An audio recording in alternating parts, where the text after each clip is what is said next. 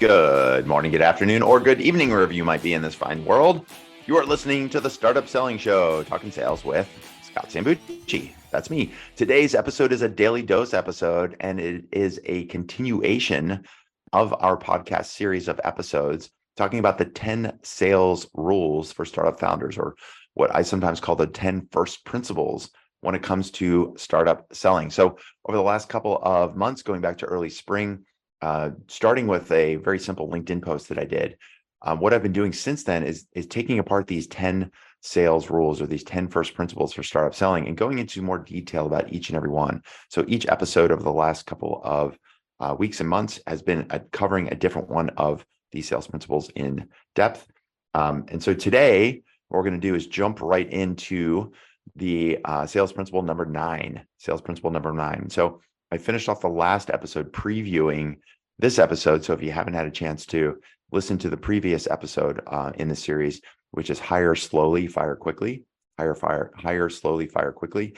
At the end of that episode, I alluded to this episode coming up called focused on extreme ownership. So let's dive right in. I'm not going to recap the other principles we've covered so far. You can go back in the podcast feed, listen to those if you haven't caught them already. And so let's talk about, why is extreme ownership considered, at least from my point of view, one of the 10 sales rules, or one of the 10 first principles when it comes to startup selling for startup founders? Here's why.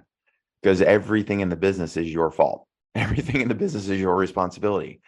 Even after we build a big team, even after we start to scale, even after we've had a huge amounts of success, everything as a leader, everything in your business falls back on you as a leader. Now, it doesn't mean that it was your fault that a bad email went out to a customer. It wasn't your fault necessarily that the customer support ticket didn't get answered the right way. But it is our fault in the sense that maybe we didn't hire the right people, or maybe we didn't train those people the right way, or maybe we didn't give enough perspective to our team about how to handle certain situations. And so if we think about how does that happen over time, well, it starts with even you as a founder, or you plus a couple of co-founders. You're the first people in your company, and everything that's happening in that company afterwards is based on what you teach, what you've learned, what you implement, what kind of culture that you build, how you think about certain processes, how you think about your customers, how you approach them, how you service them, how you think about your marketing, your branding, your product development, your engineering, right? So at the end of the day, everything comes back to us as founders. And so I want to give a couple of examples of places where we can think about what it means to take extreme ownership in our company around certain specific situations. And this is not meant to say, oh, it's all your fault, you should feel really badly. It's a way of, some ways, saying this ownership gives us this freedom to take action. It gives our team the freedom to know, like, hey, we're not blaming them for their mistakes, because many times their mistakes are really happening because we have not done our jobs appropriately as leaders. Either we didn't hire the right person, we didn't train them well, we didn't give them enough of a view of what the right process is, or how certain situations should be handled. So I've got 3 or 4 that are sketched out here on some Post-it notes here on my desk. Let me just go through some of these as examples of extreme ownership. So I hope that as you think about other parts of your business, or other situations within your business, whether it's around product or hiring or sales or something else, that you can apply this principle as one of your 10 sales rules in growing and scaling your sales at your company. Okay. So the first one I would talk about is hiring.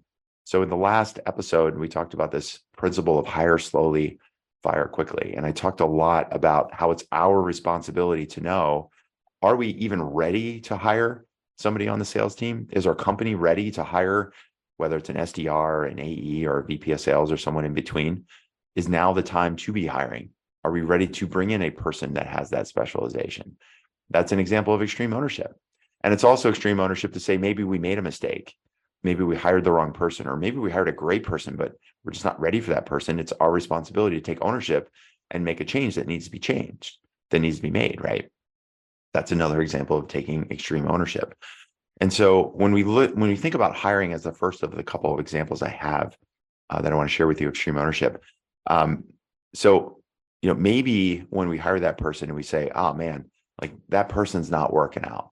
They're not doing their job. I hired them to come in and close $1 million in revenue. in the next 12 months. And now we're 9 months in and they barely have any deals in the pipeline. And the one deal that they did close really only happened because I, the founder, jumped in. Well, let's look at that situation, right? Was it necessarily their fault? Maybe, maybe not. But ultimately, it's probably not their fault. Maybe it's our fault. Maybe we should take extreme ownership to say, maybe I wasn't ready to hire an account executive because I didn't really map out what is our sales process right now that I could teach and train somebody else to do.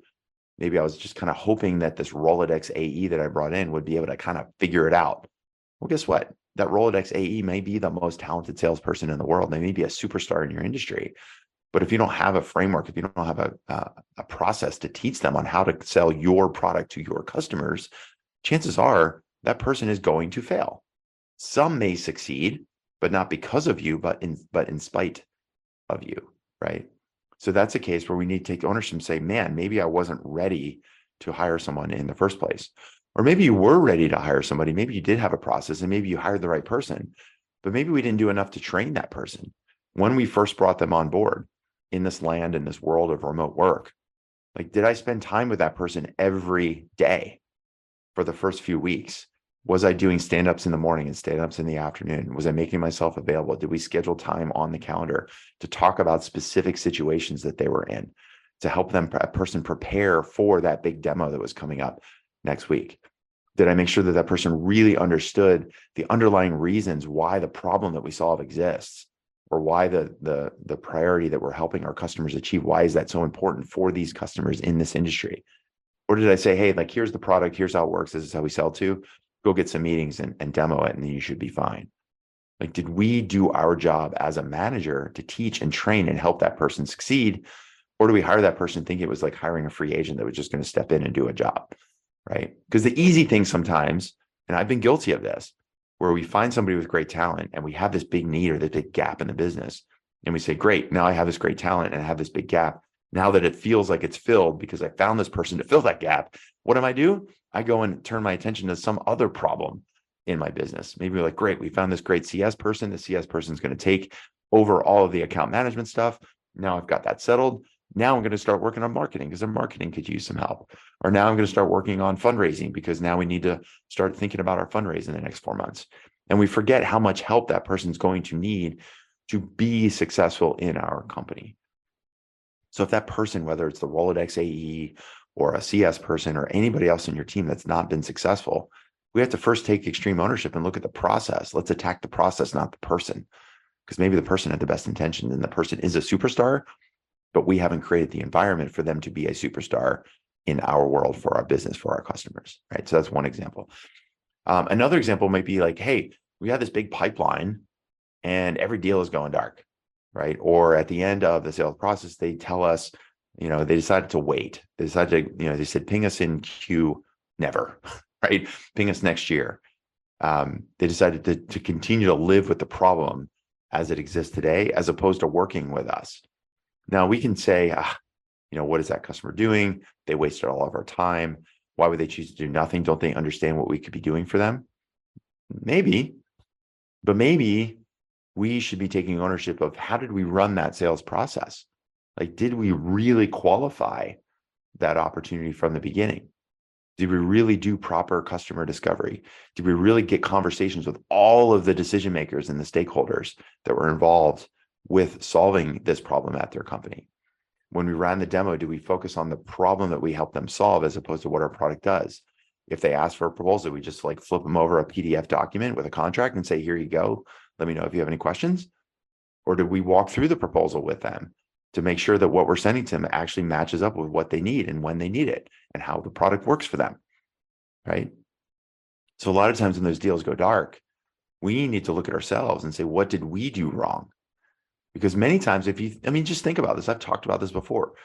Think about sometimes what happens with leads, right? We have a form on our website, or we get somebody that comes by the conference booth and they say, hey, I'd love to learn more. We beep the badge, or they fill out the form and they book a demo. And what do? We're like so excited that we have a demo on the calendar. What do? We run the demo. And the demo might be with a mid-level manager or a director level person. And they say, oh, this looks pretty cool. This looks interesting. This looks great. Like, I'd love to have another demo with my team. And we get all excited. We do another demo with the team, and it's demo 2. And they go, this sounds great. Can you do a demo for some of our tech people? And then you do a third demo, and the tech people go, yeah, this looks pretty good. And then you go back to the first person that requested the demo in the first place. They go, look, this sounds great. Thanks for all these demos. Can you send us over a proposal? We send the proposal and the contract. We think we're ready to go. And wow, this is like the easiest deal we've ever had. And then the deal goes dark.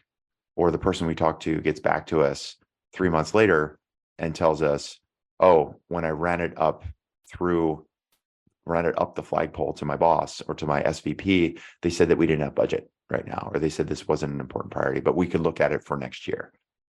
Well, whose fault is that?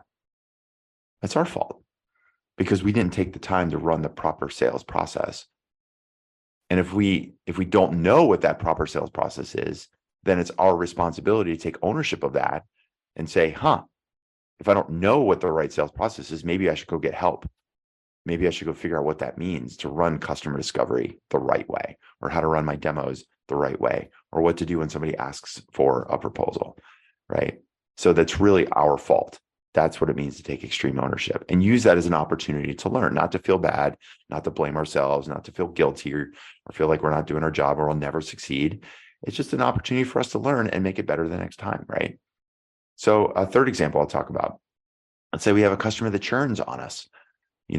Customer churn and retention, those are 2 big numbers that every investor is looking at. Everybody at your company is looking at. Certainly, I know that you are looking at that. Like, hey, we spent all this time and energy and investment getting this customer on board. We ran a pilot and we gave them a great deal. And we gave them a discount. And now 6 months later, they're telling us that they want to churn. They want to cancel the contract early. It's like, man, like that sucks. Like, why are they churning? Don't they understand how the product works? And then we look at their usage, that they never really onboarded the right way. And even though we set up 15 user logins, only 2 of them were ever used. And while our product was designed to be used at least once a day to log in and do some kind of function, we go back and we look at the 2 of the 15 people that actually logged in, and all they did was log in once a week. And now it's 6 months later and we're wondering why they're churning. Well, is it their fault or is it our fault? Well, it's obviously our fault, because maybe we never set the expectation from the beginning of what it means to get onboarded. Maybe we were so excited about getting those logins out and thinking that the product was good enough that the user would be able to figure it out on their own, that we never paid attention to whether or not they were even logging in. Maybe we got so excited that, hey, now we have this contract signed. Now I can turn my attention and get the next 2 or 3 contracts signed, that we took our eye off of that customer, that person that's actually paying us money. We don't have a system in place for supporting them. We don't know what happens the first day or the first week or the first month with new customers. And our team doesn't know either. So now all of a sudden it's 6 months in and the customers paid us this money and they're realizing, wow, we spent all this money with the hope that this product would help us solve our problems, but it looks like it's not a good fit. And in a world where budgets are tightening and the CFOs are making more decisions, at the end of the day, we're just going to break the contract. And there's not much you're going to be able to do about it. What, are you going to sue us? I mean, that's just the way the world works. So we can be mad and we can be upset and we can blame our customers for not doing the things that they were supposed to do, that they said they would do once we went live. But did we make it easy for them? Or did we make it hard for them to onboard? Did we have a process in place to make sure that they were having early success and seeing the quick wins and validating their purchase and make them feel good about getting those quick wins and those quick lifts, right? So at the end of the day, that's our fault. If we didn't identify those red flags early in the engagement, or maybe we were too scared, or maybe we're just kind of hoping that the renewal would happen, right? They're a big company. They have lots of budget. $30K for them isn't a big deal. Maybe not, but $30K for you is a big deal. So why wouldn't you spend all your time, energy, and investment making sure that next new customer is having success, right? That's a place where we need to take extreme ownership. So there's just 3 examples. And I know these examples because I've done them myself as a founder and as a leader at a company. And I know that many, many of our clients have had these issues in the past. I know many, many founders that I talk to. I mean, I literally talk to thousands of founders every year because of the workshops and the webinars and the online engagement that we have with people on our LinkedIn posts. I know what's going on out there for founders. All of us have made these mistakes or some version of these mistakes. And that's okay. We're all going to make mistakes. And it's okay to feel bad for a little while. And it's okay to feel guilty, and it's okay to take some blame. But then we got to pick ourselves up and dust off and keep moving forward and take extreme ownership of that and say, okay, what do we learn from this so that I don't make this mistake again? That's what it means to take ownership. And as far as picking yourself up and dusting yourself off and keep moving forward, well, that's a precursor to the 10th sales rule that I'm going to talk about in our next episode, which is relentless forward progress. Relentless forward progress. Because there's going to be times where you're going to get beaten down and you're going to feel like, man, I'm in the dust, I'm in the dirt, and it's just going to be hard to get myself up one more time. I've got plenty of examples of that, being on the ultra marathon circuit for years. Plenty of times where I didn't want to go on, plenty of times where I've tripped and fallen and not wanted to move on. But you have to pick yourself up, dust yourself off, and keep moving forward, right? Learning from those mistakes, not just doing it haphazardly, but learning from those mistakes and figuring out what can I do to get better. And extreme ownership is one of the best ways to do that. So that's all I've got for this episode. I wanted to keep this one kind of short. Get this sales principle to you, this ninth sales rule for startup founders, or the ninth first principle when it comes to startup selling.